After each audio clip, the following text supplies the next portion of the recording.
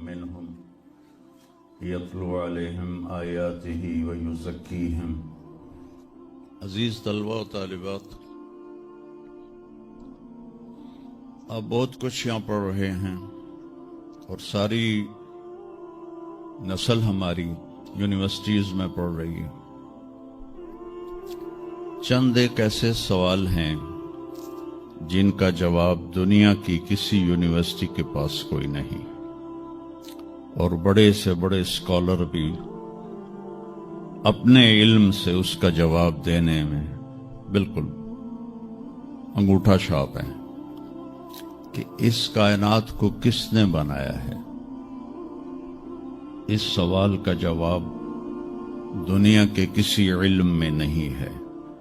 ہم تو شکر مسلمان ہیں تو ہمیں ماں باپ کی گود سے ہی اللہ کا تعارف ہو گیا۔ بہت پرانی بات ہے، ایک چیکوسلواکین یہاں ملا تھا، رائمنڈ میں آیا ہوا تھا، تو میں نے اس سے پوچھا کہ اس کائنات کا بنانے والا کون ہے، کوئی پتہ ہے؟ کہنے لگا اسی کو ڈھونڈنے نکلا ہوں، ابھی تک تو کوئی پتہ نہیں۔ دوسرا سوال ہے کہ اس نے یہ کائنات بنائی کیوں ہے، وہ ہے کون؟ پھر اس نے یہ کائنات بنائی کیوں ہے، اس کا جواب بھی آپ کے پاس کوئی نہیں، کسی کے پاس بھی کوئی نہیں۔ پھر تیسرا سوال ہے میں کیوں پیدا ہوا؟ میں نے کوئی اپلیکیشن دی تھی؟ ان بچیوں نے کوئی درخواست دی تھی کہ ہم نے لڑکی پیدا ہونا ہے؟ یا ان بچوں نے کوئی درخواست دی تھی کہ ہم نے لڑکا پیدا ہونا ہے؟ یہ عورت بن رہی ہے، یہ مرد بن رہا ہے، یہ دیہاتی ہے، یہ شہری ہے، اور 7 ارب انسان ہیں، سب کی شکلیں مختلف ہیں، آنکھوں کا رنگ مختلف ہے، انگلیوں کے پوروں پر چھپا ہوا پرنٹ مختلف ہے۔ 7 ارب انسانوں میں سے کسی کا یہ پرنٹ کسی کے ساتھ نہیں ملتا۔ تو ایسا باریک بین کون خالق ہے جس نے، ہم روشنی میں چیز بناتے ہیں اور اللہ تعالیٰ ماں کے پیٹ کے اندھیروں میں بناتا ہے۔ یخلقکم فی بطون امہاتکم خلقا من بعد خلق فی ظلمات 3۔ پھر موت کیا چیز، کیوں مر جاتے ہیں؟ پیدا ہونے کی درخواست نہیں دی تھی، پیدا کر دیا، کیوں پیدا کیا پتہ کوئی نہیں۔ اب مرنا نہیں چاہتے کہ دائیں بائیں موت کے حملے ہو رہے ہیں، ایک دن مجھ پر بھی ہو جائے گا، آپ پر بھی ہو جائے گا، اور ہم ایک ماضی کی بھولی بسری داستان بن جائیں گی۔ تم مرتے کیوں ہیں؟ پھر کوئی جلا دیتا ہے، کوئی بہا دیتا ہے، کوئی مٹی میں ملا دیتا ہے، کوئی پرندوں کے سپرد کر دیتا ہے، پارسی وہ اوپر رکھ دیتے ہیں، گدھ آ کے کھا جاتے ہیں۔ تو یہ موت کیا چیز ہے؟ تھوڑا شروع میں میڈیکل میں نے شروع کیا تھا، تو پھر اللہ نے میرا راستہ بدل دیا۔ تو موت کیا چیز ہے، میڈیکل سائنس میں اس کے 200 جواب ہیں، 200، اور ایک بھی صحیح نہیں، سارے غلط، کیونکہ وہ انسانی عقل سے ہیں تو نہیں پہنچ سکتے۔ پھر موت کے بعد کچھ ہے یا مر گئے اور مٹی ہو گئے؟ یہ چند سوال میں نے آپ کے سامنے رکھے ہیں، اور پوری دنیا کے انسانوں کو چیلنج ہے کہ اپنے علم سے جواب دو، کسی کے پاس اس کا جواب کو۔ نیوٹن نے یہ کہا تھا کہ اس کائنات کو 4 فورسز چلا رہی ہیں۔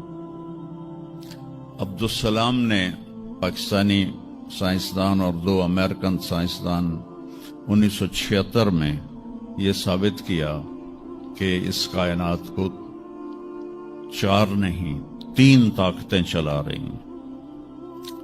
اسٹیفن ہاکنگ نے چند سال پہلے یہ ثابت کیا کہ اس کائنات کو ایک طاقت چلا رہی ہے۔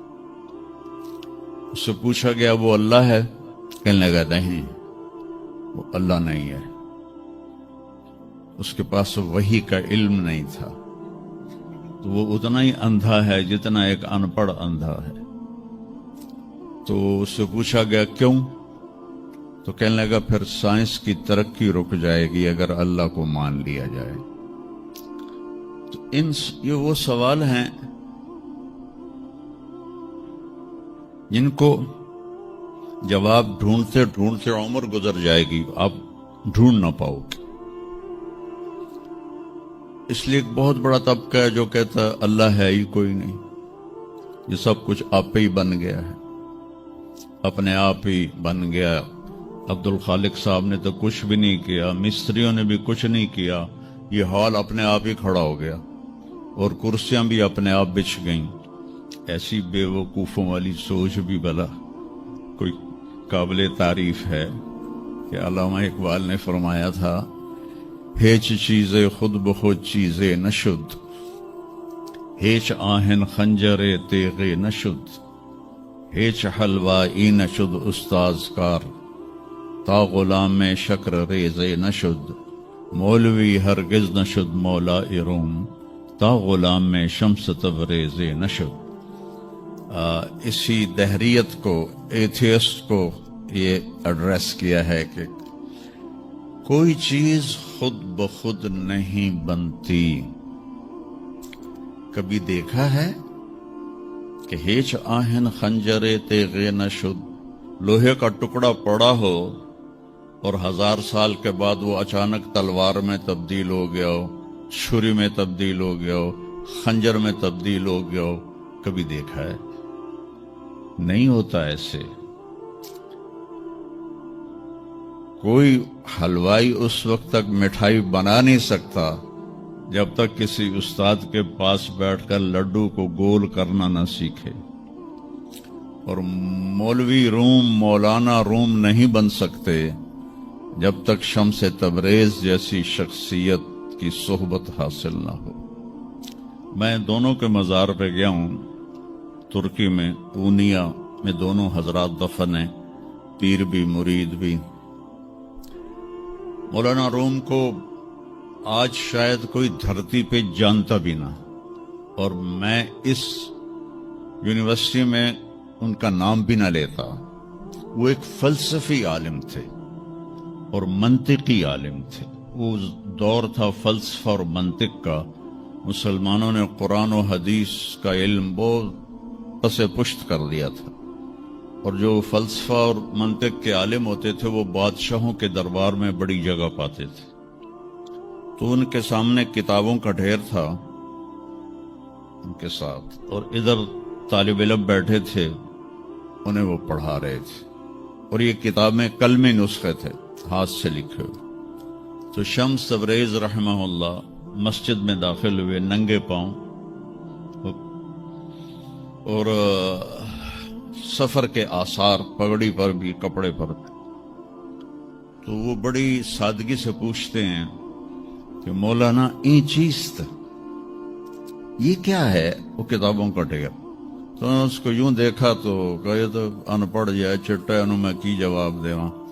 کہنے لگے این است کہ تو نمی دانی، میرے پیارے یہ وہ ہے جو تو نہیں جانتا۔ تو ایک دم آگے بڑھے، کتابوں کو یوں دھکا دیا، ساتھ ہی تالاب تھا، ساری کتابیں تالاب میں چلی گئیں۔ اب نیا پرنٹ نکالنا آج کل تو کوئی مشکل نہیں ہے، کوئی پریشانی کی بات نہیں، نیا پرنٹ مل جائے گا۔ جس نے ہاتھ سے سینکڑوں کتابیں لکھی ان کو تیرا بیڑا غرق۔ اوے ان پڑھ بندیا، تو میری حیاتی برباد کر دیتی، نہ مراد ہوڑا میں دوبارہ کتوں لکھ کے لیاواں گا۔ وہ مسکرائے، حوض میں چھلانگ لگائی، اور ایک ایک کر کے ہر کتاب خشک ان کے سامنے رکھتے گئے، خشک، اس سے مٹی نکل رہی، سامنے رکھتے گئے رکھتے گئے رکھتے گئے، پورا ان کا جو ان کی لائبریری تھی وہ پانی سے خشک نکال کر ان کے سامنے رکھ دی۔ ہن ملا جی دی واری آ گئی، کہنے کہ این چیز وہ یہ کیا ہے، این چیز وہ یہ کیا ہے؟ تو شمس تبریز بولے ای است کہ تو نمیدانی، یہ وہ ہے جو تو نہیں جانتا، جس کو علامہ رحمت اللہ علیہ نے کہا مولوی ہرگز نہ شد مولا روم تا غلام شمس تبریز نشد۔ یہ ہمارے ملتان والے شمس تبریز نہیں ہیں، یہ شمس سبز واری ہیں۔ شمس تبریز تو وہ قونیہ میں ہے، دونوں کے مزار قریب قریب ہیں، ساتھ ساتھ ہیں۔ تو ایک طبقہ ادھر چلا گیا کہ آپ ہی بن گیا سب کچھ، ایک دھماکہ ہوا تھا اور ہر چیز بن گئی۔ وہ دھماکہ فرض کرو اگر یہاں کوئی ٹھا کر دے نا، ٹھا کچھ پٹاخہ ہی چھوڑ دے، تو آپ لوگ ان دروازوں سے کیسے نکلو گے؟ بھاگتے ہوئے کہ بڑے آرام سے؟ عبد الخالق صاحب دے تو ہی چڑھ کے جاؤ گے، ساڑی جان بچے۔ اور اگر میں یوں کہوں کہ گندم کا ڈھیر پڑا تھا، اس میں دھماکہ ہوا اور گندم اڑتی ہوئی بوریوں میں جا کے فکس ہو گئی اور بوریاں سل گئیں اور ٹرک پہ چڑھ گئیں اور منڈی میں جا کے بک گئیں، تو تسی دو جتیاں مار کے میں باہر کر دے بنا۔ ایک دھماکہ ہوا، وہ دھماکہ اتنا قابل تھا، اتنا علم والا تھا کہ اس سے دو طاقتیں پیدا ہوئیں، ایک سپیڈ کی اور ایک مقناطیس کی۔ تو اگر سپیڈ اور مقناطیس کی طاقت میں ایکوالٹی نہ ہوتی اور 1/10 خرب سیکنڈ، یہ آسٹریلین سائنسدان کی بات میں بتا رہا ہوں، 1 سیکنڈ کے تو 100 سے زیادہ حصے ہو نہیں سکتے، لیکن انہوں نے کہا فرض کرو اگر 1 سیکنڈ کے 1/10 خرب حصے ہوں، تو وہ 1/10 خرب حصے میں اگر تھوڑا سا رفتار اور مقناطیس کی طاقت میں فرق آ جاتا تو ساری کائنات ٹکرا جاتی۔ لیکن یہ اتنی سمجھدار، اتنی اعلیٰ پڑھی لکھی کائنات ہے کہ نہ رفتار زیادہ ہوئی کہ پھیل کے فنا ہو جائے، نہ مقناطیس زیادہ ہوا کہ سکیڑ کے پھر زیرو کر دے۔ تو اس بیلنس کو خود بخود قائم ہو جانا، اس تو وڈا کملا کوئی نہیں، بے وقوف کوئی نہیں جو کہتا سورج کا بھی ایک سسٹم بن گیا، چاند کا بھی بن گیا، گلیکسی کا بھی بن گیا، اور اپنا آپ چلے جا رہے ہیں چلے جا رہے ہیں چلے جا رہے ہیں، ایسے ہی رہیں گے، ہمیشہ رہیں گے۔ کچھ کہتے ہیں فنا ہو جائیں گے۔ یہاں انسان جاہل ہے، اس جہالت کو دور کرنا سب سے پہلا علم ہے۔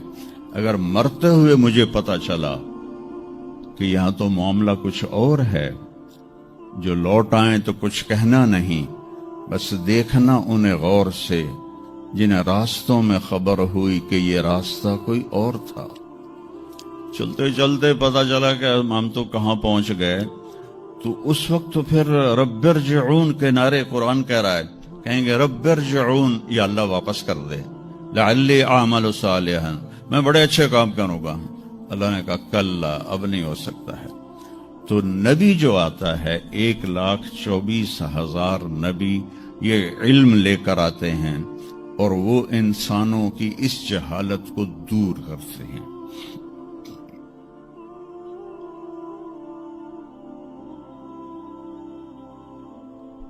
سب سے آخر میں اللہ تعالیٰ نے جناب رسول اللہ صلی اللہ تعالی علیہ وسلم کو پیدا کیا، ان کی زندگی کو قیامت تک کے لیے نمونہ بنانا تھا۔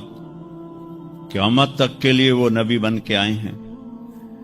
لکل قوم ہاد، ہر قوم میں نبی آتے تھے، لیکن ہمارے نبی کے بارے میں اللہ نے کہا وما ارسلناک الا کافۃ للناس بشیرا ونذیرا، ہم نے آپ کو پوری دنیا کے انسانوں کے لیے بھیجا ہے۔ تو اس کے لیے ضروری تھا کہ آپ کی زندگی کی ہر چیز کھلی کتاب کی طرح آج بھی ہمارے سامنے موجود ہو۔ اگر میں آپ کے طریقے پر چلنا چاہوں تو میرے پاس مواد موجود ہو، تو یہ واحد نبی ہیں جن کی ہر چیز اللہ تعالیٰ نے محفوظ کی. کسی نبی کی پوری زندگی محفوظ نہیں ہے، کسی نبی کی. آدم علیہ السلام سے لے کر عیسیٰ علیہ السلام تک کسی نبی کی مکمل زندگی موجود نہیں ہے. اور ہمارے نبی کی زندگی پیدائش سے لے کر آنکھ بند ہونے تک ایک ایک پل کی زندگی آپ کی ہمارے پاس موجود ہے. میں نے ایک آیت پڑھی تھی، لقد جاءکم رسول من انفسکم. میں موریتانیہ گیا، وہاں پڑھتے ہیں لقد جاءکم رسول من انفسکم. موریتانیہ ویسے تو افریقہ میں ہے لیکن عرب ملک ہے، وہاں سارے یمنی عرب رہتے ہیں سارے. اور پورے موریتانیہ میں آپ حیران ہوں گے ایک بھی بے نمازی نہیں. پورے موریتانیہ میں ایک لڑکا لڑکی مرد عورت بے نمازی نہیں. اور صومالیہ میں گیا، ایک بچہ بچی مرد عورت بے نمازی نہیں. ہمارے بچے، آپ لوگ کالج آتے ہو تو موبائل آپ کے ہاتھوں میں ہوتے ہیں، بس میں بیٹھے ہو یا گاڑی میں بیٹھے ہو موبائل پہ آپ کی نظر ہوتی ہیں. اور میں چونکہ 2 دفعہ گیا ہوں صومالیہ، 2 دفعہ، تو وہ بچے جب صبح جا رہے ہوتے ہیں اسکول تو ان کے ہاتھوں میں قرآن ہوتے ہیں اور وہ قرآن پڑھتے جا رہے ہوتے ہیں. کوئی میچ ہی نہیں ہے، ایسی خوبصورت زندگی ان کی. تو آدم سے عیسیٰ علیہ السلام تک کسی نبی کی مکمل 25 نبیوں کے نام قرآن میں ہیں. 25 آئے تو 1,24,000 ہے. 1,24,000 میں 5 نبی سب سے بڑے ہیں. نوح علیہ السلام، ابراہیم علیہ السلام، موسیٰ علیہ السلام، عیسیٰ علیہ السلام اور محمد علیہ السلام. یہ 5 نبی اولو العزم کہلاتے ہیں. یہ سب سے بڑے رسول ہیں، سب سے بڑے رسول ہیں. لیکن زندگی صرف ہمارے نبی کی من انفسکم میں اشارہ ہے آپ کی خاندانی وجاہت کی طرف، کہ آپ بنو ہاشم سے ہیں جو سب سے عالی خاندان ہے، اور آپ کا نسب آدم علیہ السلام تک محفوظ ہے، بے داغ نسب ہے. آپ نے فرمایا میں اپنے باپ، جتنے بھی میرے پیچھے باپ ہیں، کسی میرے باپ سے زنا ثابت نہیں ہے، میرے کسی باپ نے زنا نہیں کیا ہے. یہ نسل کی حفاظت کا نظام چلایا. ایک دفعہ میں نے ملتان کی ضلع کونسل سے اپنے تلمبہ ہمارا ہوم ٹاؤن ہے تو اس کے گرد ہماری زمینیں ہیں، تو میں نے اپنے بزرگوں کے دیکھنے کے لیے نام شجرے، تو وہاں سے میں نے 3 لاکھ روپیہ دے کے تو وہ رجسٹر نکلوایا. 1874 کا رجسٹر تھا، تو اس میں 1874 سے پہلے کا تو لکھا ہوا نہیں ہے، بعد کا لکھا ہوا ہے آخر تک. تو اس میں 19 نام مجھے ملے، میں ان کو یاد نہیں کر سکا. حالانکہ میرے پیو دادے پردادے، لیکن میں یاد نہیں کر سکا. دہرانے کی کوشش کی، حافظہ بھی اللہ نے اچھا دیا، یاد نہیں ہوئے. تو اس میں وہ دلچسپی نہیں تھی. میں نے اپنے نبی کا نسب نامہ یاد کرنا شروع کیا، اس میں 90 نام ہیں، اور میرے دل میں تھا کہ میں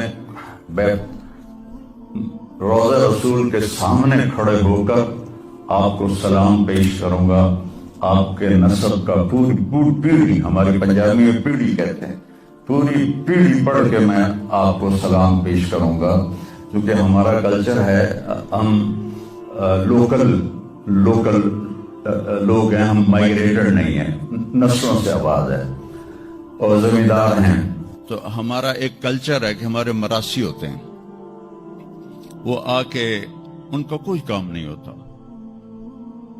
سرداریاں قائم، دیر آباد، میاں طارق جمیل دے، میاں اللہ بخش دے، میاں نیت علی دے، میاں گانے دے، میاں جہانے دے. اگو مینوں بھی نہیں پتا، وہ پڑھی جاندے اور وہ لے کے جاتے ہیں دانے، لے کے جاتے ہیں پیسے. ان کی بچیوں کی شادیاں کرواتا ہوں، بیمار ہو جائیں علاج کرواتا ہوں، اور کام وہ دھیلے کا نہیں کرتے۔ ایک مراسی اپنے بیٹے کو لے کر آ گیا، میں ڈیرے میں تھا، کہنے لگا میاں صاحب ہمارا ٹائٹل وہاں میاں صاحب میرے پوتر نو نوکری لوا دیو۔ میں کیا کدی مراسیاں نوکری کیتی ہے پہلے؟ کہنے لگا بھوکے مر گئے ہیں، دیرے اجڑ گئے، زمیندار شہرانو بڑھ گئے، تاتھو سوا کوئی سانو خیرات ہی نہیں لبدی، تو چلو کوئی نوکری کر لوے۔ میں نے اس کے سامنے بیٹھے فون ملایا، فاطمہ شوگر مل کے جو جی ایم تھے میرے دوست تھے، میں نے کہا ایک بچہ بھیج رہا ہوں رکھ لو، انہوں نے کہا بھیج دیں، لیبر میں رکھ لوں گا۔ تو میں نے اسی طرح کہہ دیا چاچا انہوں لے جا، لیبر اچ رکھ لے سن، بھلا ہوئے سرداریاں کہیں۔ چوتھے دن دونوں پھر میرے ڈیرے پر، میں کہا تینوں تو مظفر گڑھ بھیجے آئی تو واپس کیوں آ گیا؟ تو اس کا باپ کہتا ہے میاں صاحب میں سمجھا لیبر کوئی وڈا افسر ہوندا ہے، تو میرا پتر افسر ہو سی، انہیں تو بوریاں چوا چوا چوا دی کنڈ بن چھڑی۔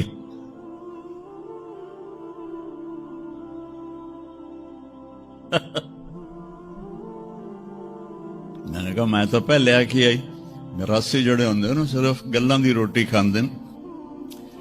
تو وہ یہ ثقافت میں نے دیکھی ہوئی ہے، اور آج بھی اس کو میں بھگت رہا ہوں، پال رہا ہوں۔ باقی سب زمینداروں نے ہاتھ کھڑے کر دیں، لیکن میں نے اس کو زندہ رکھا ہوا ہے کہ میں روزہ مبارک پر جا کر میں نے کہا یا رسول اللہ ہمارے میراسی آتے ہیں، ہم بھی جھوٹے ہیں اور ہماری تعریف بھی جھوٹی ہوتی ہے، اور ہم خوش ہو کے ان کو دیتے ہیں۔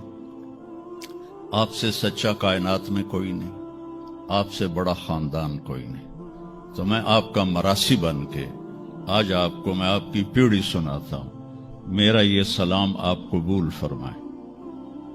میں نے کہا الصلاۃ والسلام علیک یا رسول اللہ بن عبداللہ بن عبد المطلب بن ہاشم بن عبد مناف بن قصی بن کلاب بن مرہ بن کعب بن لبی بن غالب بن فہر بن مالک بن نضر بن کنانہ بن خزیمہ بن مدرکہ بن الیاس بن مضر بن نزار بن معد بن عدنان بن اود بن حمیسہ بن سلامان بن عوس بن بوز بن قموال بن ابی بن عوام بن ناشد بن حزا بن بلداس بن یدلاف بن طابخ بن جاحم بن ناحش بن ماخی بن عیفی بن عبقر بن عبید بن الدعاء بن حمدان بن سنبر بن یثربی بن یحزن بن یلحن بن ارعوا بن عیذی بن زیشان بن عیسر بن اخناد بن ایہام بن مقصر بن ناحث بن زار بن سمی بن مزی بن عوض بن عرام بن قیدار بن اسماعیل بن ابراہیم بن آذر بن ناحور بن سروج بن رعو بن فائج بن عابر بن ارفخشاد بن سام بن نوح بن لامک بن متوشال بن ادریس بن یرد بن ملحل ایل بن قینان بن آنوش بن شیس و بن آدم علیہ السلام۔ میں کہا سرداریاں قائم دیر آباد من انفسکم لقد جاءکم رسول من انفسکم۔ یہ واقعہ ہے صبح 10-11 بجے کا، تو آف سیزن تھا، اتنا رش نہیں تھا۔ تو عصر کے بعد میں نکلا نماز پڑھ کے، تو ایک لڑکا بھاگا آیا، کہا جی آپ مولانا طارق جمیل ہیں؟ میں نے کہا جی۔ میں کہا تم مجھے پہچانتے ہو؟ کہا نہیں جی آپ کے ساتھ لوگ تھے کافی، تو میں نے ایک آدمی سے پوچھا کہ یہ کون ہے، تو انہوں نے کہا یہ مولانا طارق جمیل۔ کہا جی میں ابھی عصر کی نماز میں پہلے آ گیا تھا، یہ عصر کے بعد مجھے وہ بات بتا رہا ہے، میں عصر کی نماز سے پہلے آ گیا تھا، پرانی مسجد میں جگہ مل گئی، بیٹھے بیٹھے مجھے نیند آ گئی، تو میں نے خواب میں اللہ کے نبی کو دیکھا، انہوں نے فرمایا کہ طارق جمیل کو بھی میرا سلام کہہ دو۔ تو وہ جو میرا پیڑھی پڑھ کے سلام عرض کرنا تھا وہ بارگاہ رسالت میں قبول ہوا۔ لقد جاءکم رسول من انفسکم کہاں سے لاؤ گے ایسا رسول کہ جس کی زندگی کی ہر چیز محفوظ ہو؟ پھر افریقہ میں پڑھتے ہیں من انفسکم، انفس کہتے ہیں نفیس کو، کہ ایسا نفیس کوئی ہے۔ ایک بدو عورت تھی، جب آپ تشریف لے گئے نا ہجرت کر کے مدینہ، تو رابغ ایک جگہ آتی ہے، وہاں بھوک لگی، پیاس بھی، تو ایک خیمہ دیکھا، وہاں پہنچے تو ایک بڑھیا بیٹھی تھی، اس کا نام تھا ام معبد الخزاعیہ۔ تو آپ نے سوال کیا، ماں جی ہم مسافر ہیں، کوئی کھانے کو ملے گا؟ تو انہوں نے کہا بیٹا قحط کا زمانہ ہے، کچھ بھی نہیں ہے۔ ایک بکری بیمار اور کمزور اور بن بیاہی کھڑی ہوئی تھی، تو آپ نے کہا اس بکری سے دودھ نکال لوں؟ تو اس نے ایسے بڑی حیرت سے دیکھا کہ یہ عرب ہو کہ ایسی بات کر رہا ہے کہ اس بکری سے دودھ نکال لوں؟ تو وہ کہنے لگی یہ تو بن بیاہی ہے، اس کا تو ویسے بھی اس کے جسم پر بوٹی نہیں ہے، اس سے ایک قطرہ بھی کوئی نہیں۔ کہا ماں جی آپ اجازت دیں؟ کہا لگا ٹھیک ہے۔ تو وہ آپ کو غور سے دیکھنے لگی، چونکہ انہونی بات ہو رہی تھی۔ آپ نے اتنا بڑا وہ تھا برتن، وہ آپ نے لیا اور اس کے تھنوں کو یوں ہاتھ لگایا تو وہ چھلک کے مشکیزے کی طرح نیچے آ گئے، اور آپ نے دودھ نکالا اور وہ فل ہو گیا۔ آپ نے حضرت ابوبکر کو پلایا، عامر بن فہیرہ کو پلایا، عبداللہ بن اریقت جو آپ کے رہبر تھے، آخر میں آپ نے خود پیا، پھر دوبارہ نیچے بیٹھے اس کے، اور پھر نکال کے پورا وہ جگ بھر کے رکھ کے دے آئے۔ بکری کی عمر ہوتی ہے 7 سال، 7 سال تک یا ذبح ہو جائے یا وہ از خود مر جائے گی۔ بہت کم ہوتا ہے کہ کوئی بکری 7 سے 8 سال ہو جائے۔ یہ اس بکری کو میرے نبی کے ہاتھ لگے تھے، یہ بکری 22 برس زندہ رہی، 22 برس، اور اس کو ذبح نہیں کیا گیا، یہ مر گئی، خود ہی مر گئی، وہ نبی کے ہاتھوں کی برکت۔ شام کو اس کا خاوند آیا ابو معبد، انہوں نے کہا یہ دودھ کہاں سے؟ تو ام معبد کہنے لگی اس بکری سے۔ پاگل ہو گئی ہیں، یہ بکری تو دے سکتی ہے؟ کہ میں بھی یہ سمجھی آئی نہیں دین دی، پر ایک کوئی جادوگر آیا ہے، وہ دے ہتھاں دی کرامت آئی ہے، جگ بھریا پیا۔ کہنے لگا ان عتیلی، مجھے اس کی صورت بتا، وہ کیسا تھا؟ مجھے لگتا ہے یہ وہ قریشی ہے جس کی خبر مشہور ہو گئی ہے کہ وہ مکہ چھوڑ کے مدینے جا رہا ہے۔ تو اب وہ بولی، ترجمہ بعد میں کروں گا، اب الفاظ کا ردم اور اس میں جو موسیقی ہے اس کو آپ تھوڑا محسوس کیجئے گا۔ رأیت رجلا ظاہر الوضاء ابلج الوجه حسن الخلق لم تعبه ثجلة لم تزری به صعلة وسیم قسیم في عینیہ دعج في اشفارہ وطف في صوته سحل في لحيته كثاثة في عنقه سطع إذا تكلم علاه البهاء وإذا سكت علاه الوقار من أنفسكم۔ میں نے ایک شخص دیکھا، مجھے یوں لگا جیسے 14ویں کا چاند ہی کپڑے پہن کے زمین پہ آ گیا ہے، ایسا دیکھا، خوبصورت حسن اس کا غلام تھا۔ لم تعبہ ثجلہ، پیٹ نہیں نکلا ہوا تھا، لم تزری بہ صعلہ، اور دبلا پتلا نہیں تھا کہ بے روب ہو جائے، اور پیٹ نہیں نکلا ہوا تھا کہ بدصورت ہو جائے۔ پیٹ کو بچا کے رکھا کرو، خاص طور پہ یہ جو پڑھانے والے ہیں نا، یہ پیٹ نکال کے پڑھا رہے ہوں تو بڑا برا لگے گا۔ اور ایسے یہ خاص طور پر یہ عورتوں کا پیٹ باہر نکل آئے تو اور ہی بھدا نظر آتا ہے۔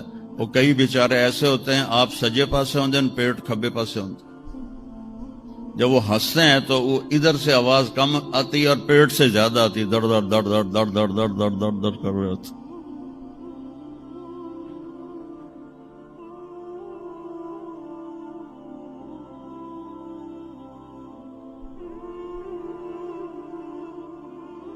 ہمیں اندھا دھند کھانے کی اجازت نہیں ہے۔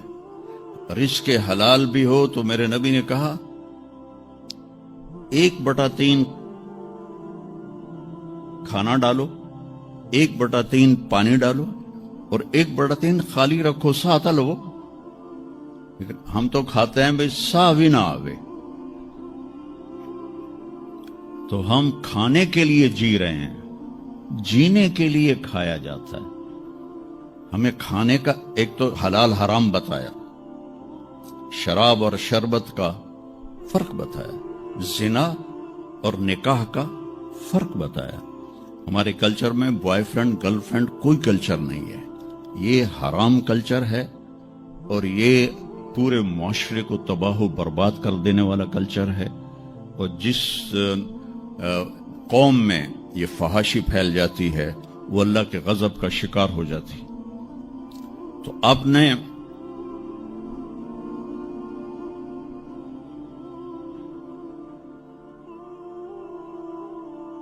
تو ہمارے نبی نے ہمیں ایک کھانے کی چیزیں بتائیں، پھر اس کا طریقہ بتایا کہ اتنا کھاؤ اتنا چھوڑ دو تو بیمار نہیں ہوگے، موت آئے گی بیمار نہیں ہوگے۔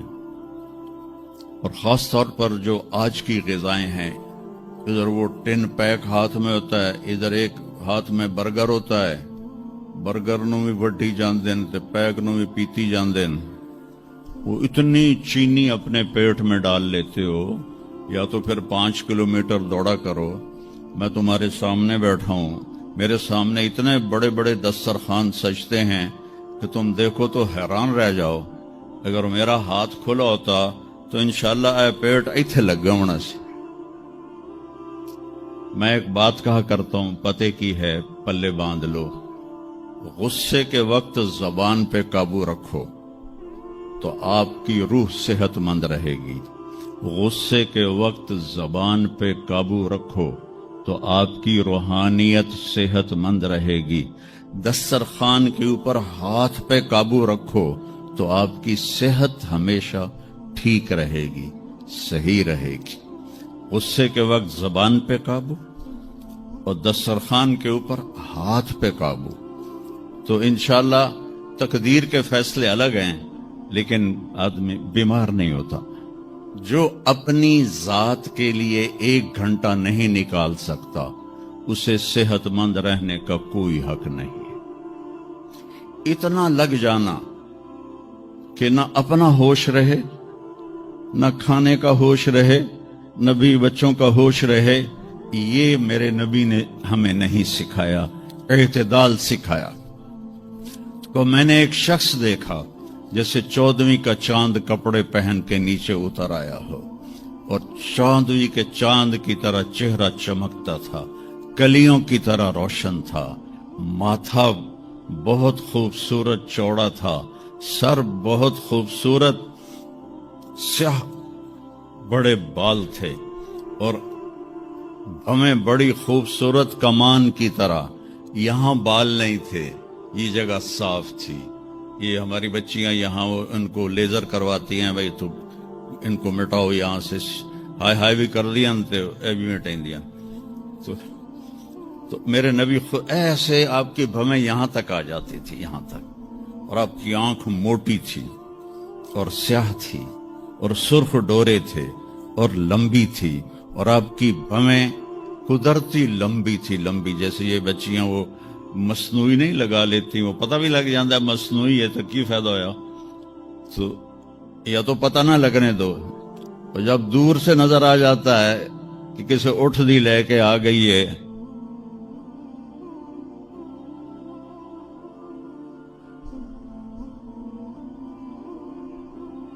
اونٹ کی بھویں بڑی موٹی ہوتی ہیں اور ڈبل ہوتی ہیں، ڈبل، تو اس لیے میں نے کہا جب کسے اٹھ دی لے کے آ گئی ہیں۔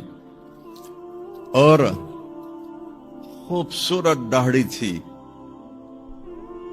لمبی گردن سراہی دار تھی، ایک اور حدیث ساتھ میں لا لوں، سواء البطن والصدر، سینہ اور پیٹ برابر تھا، بعید ما بین المنکبین، کندھے چوڑے تھے، عریض الصدر، سینہ بھی چوڑا تھا، طویل الزندین، ہاتھ لمبے تھے، سائل الاطراف، انگلیاں سیدھی تھیں، رحب الراحہ، ہتھیلی کشادہ تھی، دقیق المسربہ، یہاں بالوں کا ایک تار چلتا تھا اور ناف پہ آ کے ختم ہو جاتا تھا، خمسان الاخمسین، آپ کے پاؤں کی یہ جگہ کافی اوپر اٹھی ہوئی تھی، یہ جگہ یہ اسے پیدل چلنے میں آسانی ہوتی ہے، مسیح القدمین، آپ کے پاؤں اس طرح چمکتے تھے جیسے تیل لگا ہوا ہو، ینبو عنہم الماء، اس کے اوپر سے پانی پھسل جاتا تھا، اور اشنب، خوبصورت دانت، براق الثنایا، چمکدار دانت، جب آپ مسکراتے تھے تو آپ کے دانتوں کا نور دیوار پہ پڑتا نظر آتا تھا، سبحان اللہ، کیا جب آپ یوں آپ ایسے بیٹھے ہوتے تھے اور یوں دیکھا کرتے تھے، میری طرف دیکھو غور سے، ایسے کر کے نہیں دیکھتے تھے، کیونکہ جب آپ ایسے آنکھ اٹھاتے تھے تو پھر سب روب کی وجہ سے سب کی آنکھیں جھک جاتی تھیں، کسی میں جرت نہیں ہوتی تھی کہ آپ کی آنکھوں میں آنکھیں ڈال کے بات کر سکے، اور اتنے عالی اخلاق تھے، آپ کی عادات تک محفوظ عادات، جب آپ حیران ہوتے تھے تو اپنے ہاتھ کو یوں یوں کرتے تھے، ایسے ایسے،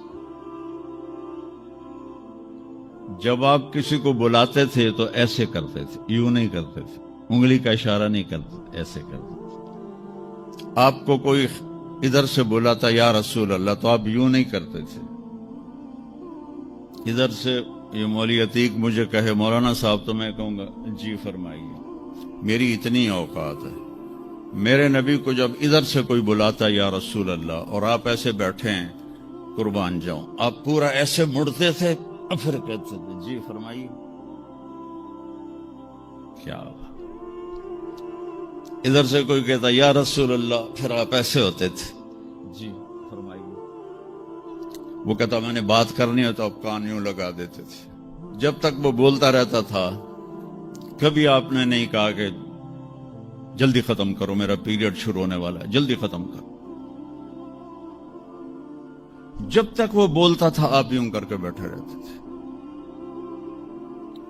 اور جب آپ غمگین ہوتے تھے تو داڑھی پکڑ کے یوں بیٹھ جاتے تھے، ایسے بیٹھے، اور تھوڑی دیر کے بعد سر پہ ہاتھ پھیرتے، پھر یوں بیٹھ جاتے تھے، جب آپ خوش ہوتے تھے تو یہاں سے نور نکلتا تھا، جب آپ ناراض ہوتے تھے کسی پر تو ناراضگی کا اظہار دیکھو ذرا، فرض کرو آپ ابو ہریرہ پہ ناراض ہیں، وہ ادھر سے آ رہے ہیں، تو جب آپ کی نظر پڑتی ابو ہریرہ پر تو آپ اپنا چہرہ یوں پھیر لیتے تھے، ایسے کر، بس اتنی ناراضگی میرے نبی فرماتے تھے، یہاں تو یہ مائیں چھوٹے چھوٹے بچوں کو چھیل کے رکھ دیتی ہیں، اس بیچارے کا بھی فیڈر بھی نہیں چھوٹا ہوتا اور اس کی پٹائی شروع ہو جاتی، اور 3 سال کا بچہ اسکول والوں کو دے کے آ جاتی ہے، 3 سال کے بچے کو ماں کی گود چاہیے، اسکول نہیں چاہیے، ظلم ہوگا، ظلم، اگر آپ 3 سال کے بچے کو اسکول بھیجیں گی ظلم ہوگا، اس لیے اولاد اور ماں باپ میں رابطہ طاقتور نہیں ہے، بہت کم والدین دیکھے جو اولاد سے خوش ہیں، اور اس میں بڑی وجہ والدین خود ہیں کہ جس وقت میں تعلق بننا تھا اس وقت ان کو اسکول میں بھیج دیا۔ اب مجھے بتاؤ، یہ جو میں نے آپ کو چھوٹی چھوٹی باتیں، اچھا آپ مجلس میں چوکڑی مار کے بیٹھتے تھے ایسے، اور ایک آپ کی بے ساختہ حرکت تھی، ہاتھ یہاں ہوتے تھے، میں ذرا اوپر کر کے دکھاتا ہوں، اور آپ یوں کرتے رہتے تھے، यूं समझो ये हाथ झोली में है और आप इस अंगूठे को इस हथेली पर ऐसे मारते रहते थे, ऐसे यहां हाथ रख के ऐसे करते रहते थे। जिंदगी में कभी मिंबर से किसी का नाम लेकर उसको बुरा नहीं कहा, जिंदगी में कभी किसी की इज्जत को नहीं उछाला, कभी किसी की का नाम बुराई के साथ। अब्दुल्ला बिन उबई जैसे को भी आपने मिंबर से नहीं कहा कि ये मेरा शदीद दुश्मन है और मेरा मुखालिफ है और मेरे घर वालों को बदनाम कर रहा है। मेरे नबी की जिंदगी की हर अदा महफूज है तो मुझे उसको फॉलो करना है। ये तो मैंने आपको मुख्तसर बताया है। अब अजवा, सुकिया, बरका, वर्षा, जमजम, इतलाल, इतराफ, गैसा, कमरा 8 बकरियां थीं और 1 बकरा था। मैंने आपको बकरियों के नाम भी गिनवा के दे दिए। अस्कर और सालब ये 2 ऊंट थे। दुलदुल और फिजा ये 2 खच्चर थे। उफैर और याफूर ये 2 गधे थे। अज़बा, शहबा, जदआ ये आपकी ऊंटनियां थीं। सकब, सबहा, मुर्तजिज, लिजाज, तिराज, वर्द, यासूब, याबूब ये आपके घोड़ों के नाम थे। तो मेरे बच्चों, मेरे अजीजों, नबी का इल्म सीखो। सबसे पहले नबी बताता है इन्ना रब्बकुमुल्लाह अल्लज़ी खलक़स्समावाति वल अर्द फी सित्तति अय्याम। इस जमीन आसमान का पैदा करने वाला अल्लाह है जिसने 6 दिन में जमीन आसमान को बनाया। ये जवाब वही दे सकती है, साइंसदान नहीं दे सकता। फिर मेरे नबी ने अल्लाह का दूसरे अंदाज में तारुफ कराया, अलम नजअलिल अर्ज़ मिहादा। कौन है अल्लाह के सिवा जिसने जमीन को बिछाया, वल जिबाल औतादा। कौन है जिसने पहाड़ों को गाड़ा अल्लाह के सिवा।